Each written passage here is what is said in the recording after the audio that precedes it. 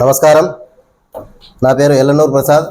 ఆంధ్రప్రదేశ్ రాష్ట్ర నాయ బ్రాహ్మణ state welfare and development corporation డైరెక్టర్ని. అనంతపురం నగరంలో అనంతపురం నియోజకవర్గంలో గత 4 రోజుల నుండి తెలుగుదేశానికి సంబంధించినటువంటి ప్రెస్ మీట్ల ద్వారానో, అలాగే సోషల్ మీడియా ద్వారానో, పత్రికా ప్రకటనల ద్వారా నాయ బ్రాహ్మణులు వందలాది మంది వైఎస్ఆర్సీపీని వీడి తెలుగుదేశంలోకి చేరుతున్నట్టు అసత్యపు ప్రకటనల్ని పత్రికాముఖంగాను సోషల్ మీడియా ద్వారా తెలుగుదేశం వారు చేయడం జరుగుతుంది. వీటిని ఆంధ్రప్రదేశ్ రాష్ట్ర నాయ బ్రాహ్మణులందరూ కూడా అసలు హర్షించలేని విషయాన్ని ఇది. ఎందుకంటే ఏ రోజైతే చంద్రబాబు నాయుడు గారు సచివాలయం సాక్షిగా ఓటేసిన ఓటర్లని చూడుకోకుండా ఎంతో కాలంగా తెలుగుదేశం పార్టీకి అండగా ఉన్నటువంటి నాయ బ్రాహ్మణుల్ని అమానుషంగా మాట్లాడుతూ తోకలు కత్తిరిస్తానంటూ, సచివాలయం దేవాలయం లాంటిది, దీంట్లోకి మిమ్మల్ని ఎవరు అడుగు పెట్టినిచ్చారని చెప్పనేసేసి మిమ్మల్ని గుళ్ళల్లో కూడా అడుగు పెట్టినంటూ ఆయన ఏ రోజైతే మాట్లాడినాడో ఆ రోజే తెలుగుదేశం పార్టీకి నాయ బ్రాహ్మణులకి రుణం తీరిపోయింది. ఎందుకంటే ఓటేసి గెలిపించిన మనము వాళ్ళని మేము ఎస్సీ ఎస్టీ బీసీ మైనార్టీలందరూ ఓట్లేస్తేనే వాళ్ళు ఆ యొక్క చట్టసభల్లోకి వెళ్ళగలిగినారు. ఓట్లు వేసి పంపించిన వాళ్ళు ఆయన దృష్టిలో అంటరాని వాళ్ళుగా కనపడము చాలా బాధాకరమైన విషయం. 40 సంవత్సరాల రాజకీయ జీవితం ఉండి 14 సంవత్సరాలు ముఖ్యమంత్రిగా పనిచేసినటువంటి ఆయన అంత తీవ్రమైనటువంటి పదాలతో నాయ బ్రాహ్మణులు దూషించిన పొద్దే నాయ బ్రాహ్మణులందరూ తెలుగుదేశం పార్టీకి గుడ్ బై చెప్పడం జరిగింది.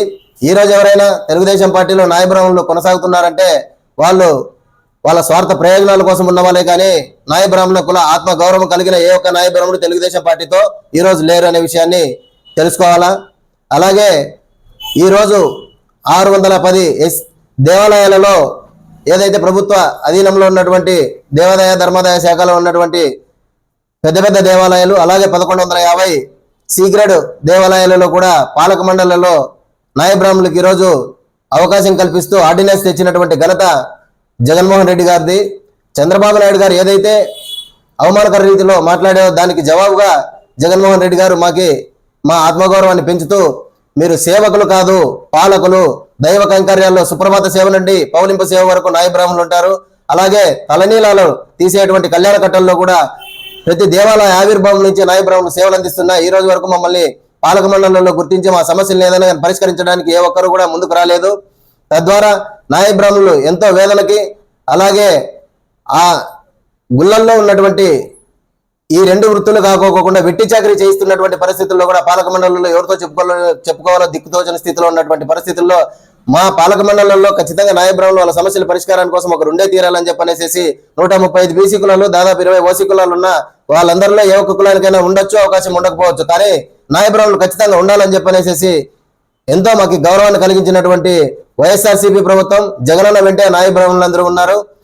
అన్ని కులాలతో పాటు ఇస్తున్నటువంటి ఏవైతే సంక్షేమ పథకాలు నవరత్నాలతో ఉన్నాయో అవే కాకుండా అదనంగా నాయ బ్రాహ్మణులకు ప్రతి సెలూన్ షాప్కి 150 యూనిట్ల ఉచిత విద్యుత్తు, అలాగే చేదోడు పథకం ద్వారా 10,000 రూపాయలు, దేవాలయాల పాలక మండళ్లలో కులదూషణ నిర్మూలన జీవో, ఇలా చెప్పుకుంటూ పోతే ఎస్సీ ఎస్టీ బీసీ మైనార్టీలకు రాజ్యాధికారంలో భాగస్వామ్యం కల్పిస్తూ 50% రిజర్వేషన్ కల్పించడం. అందులో భాగంగా నాయ బ్రాహ్మణులకు చిత్తూరు జిల్లాలో, కడప జిల్లాలో, ఇతర జిల్లాలన్నింటిలో కూడా మార్కెట్ యార్డ్ చైర్మన్లు గాను, డీసీబీసీ చైర్మన్లు గాను మనకి అవకాశం కల్పించినటువంటి గొప్ప దార్శనికుడు జగన్మోహన్ రెడ్డి గారు.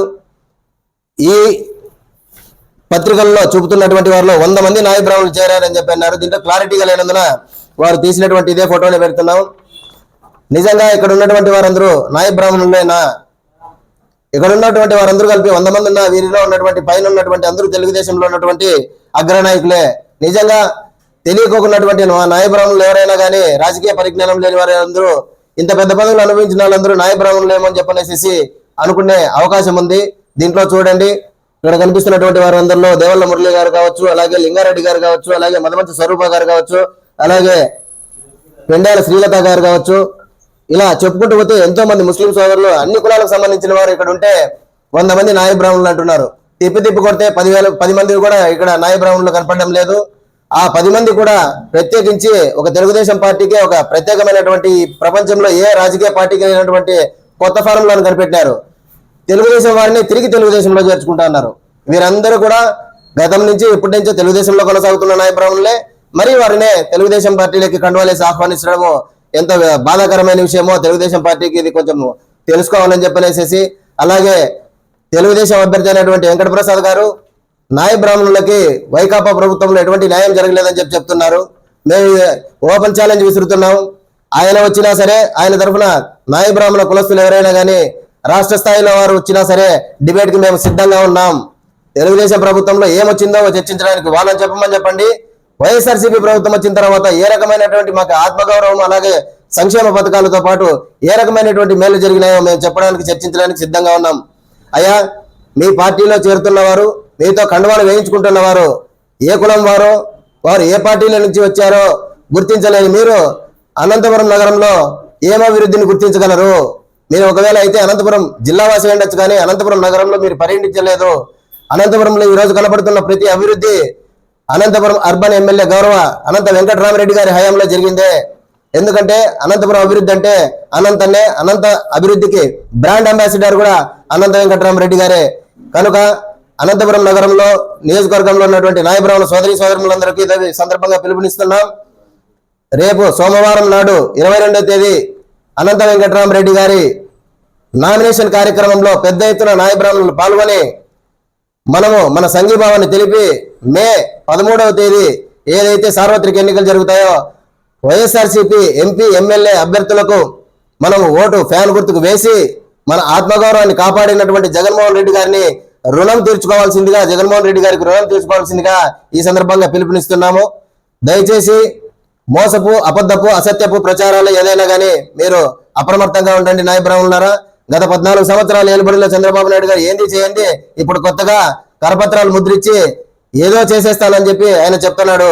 ఒకసారి మనం ఆయన్ని నమ్మి మోసపోయిండేది. 2014లో సీనియారిటీ కావుండేటువంటి ముఖ్యమంత్రి అయితే అన్ని రకాలుగా అభివృద్ధి చెందుతాడని కేవలం ఆయన వారి సొంత సామాజిక వర్గానికి వారు నిర్మించుకుంటున్నటువంటి రాజధానికి తప్ప వేరే దానికి ఏ ఒకటి ప్రయారిటీ ఇవ్వరు.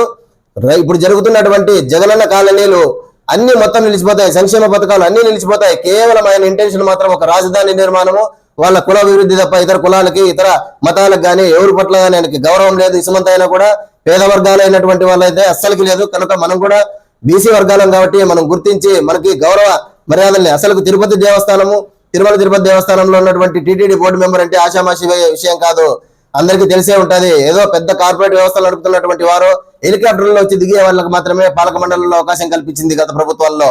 ఫస్ట్ టైం ఒక సామాన్య కులానికి, నాయ బ్రాహ్మణ కులానికి చెందినటువంటి ఒక టీటీడీ బోర్డు మెంబర్ కూడా ఇచ్చారంటే ఇంతకంటే మనకి అంత గౌరవం ఇంకా ఎవరు ఇవ్వలేరు కూడా. ఎందుకంటే సామాజిక న్యాయం సమసమాజ స్థాపన రాజ్యాంగం ద్వారా అంబేద్కర్ గారు రచించారు. అలాగే జగన్మోహన్ రెడ్డి గారు దాన్ని తూచా తప్పకుండా పాటిస్తున్నారు.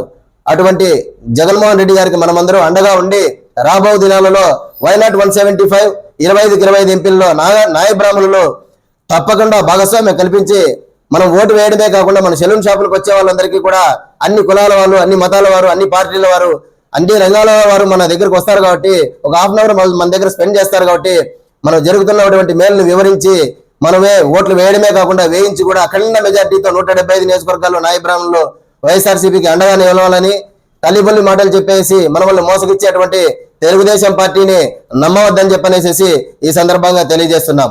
జై జగన్.